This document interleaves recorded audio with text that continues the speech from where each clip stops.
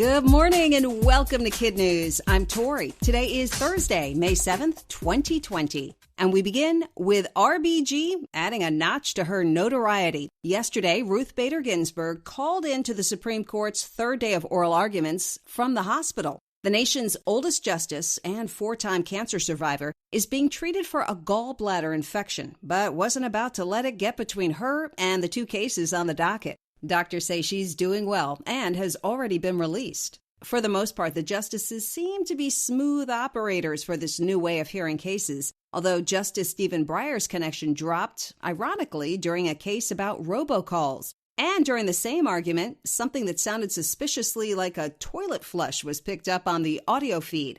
The chairman of the FCC, which regulates phone service, joked on Twitter that he's hoping the flush wasn't a reflection of the court's opinion. Sometimes the most amazing discoveries happen by chance. Astronomers in the Czech Republic have been tracking two stars orbiting each other in the constellation Telescopium. What they found in the process just might be the closest black hole to Earth. The newly named HR 6819 is just over 1,000 light years away. In astronomical terms, that's practically next door. Black holes by nature normally can't be seen because not even light escapes their strong gravitational pull. However, amateur astronomers in the southern hemisphere are in luck. On a clear and dark night, these two bright stars circling the black hole can be seen, no telescope required.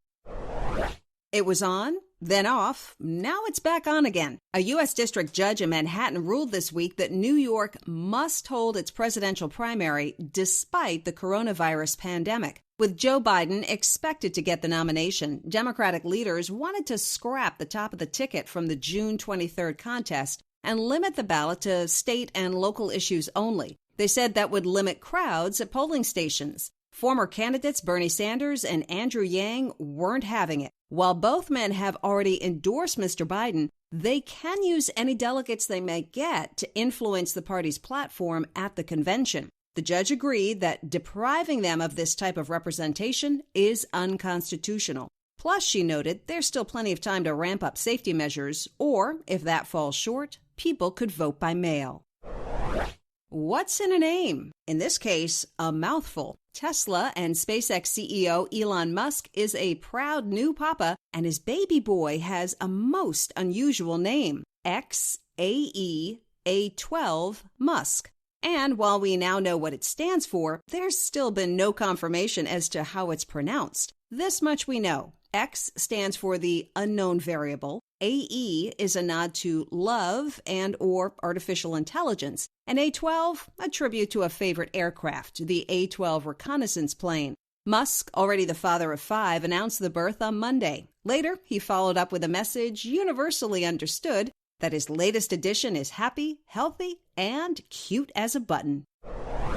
You're never too young to make a difference. Like many kids, Callahan McLaughlin doesn't like being stuck indoors. This time of year, the 6-year-old British Columbia resident normally sells lemonade outside his house. But since social distancing has made that type of exchange a challenge, he set up a joke stand instead. Every morning by 10 a.m., Callahan sits in his driveway for 45 minutes and entertains passersby with about 15 zingers he's memorized from a joke book. His neighbors, many of whom are elderly, appear to appreciate his efforts and sometimes provide jokes of their own. Callahan also has a budding celebrity fan base. On Twitter, the Marvel movie star and fellow Canadian Ryan Reynolds summed up his reaction with a one-word tweet, hero.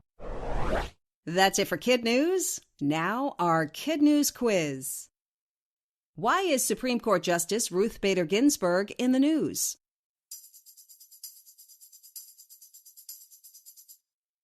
She participated in oral arguments by phone while hospitalized for a gallbladder infection. What state has been ordered to hold the presidential primary it tried to cancel?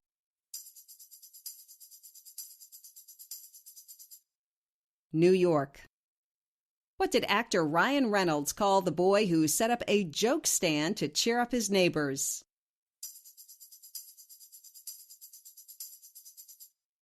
A hero. How far away is the latest black hole to be discovered?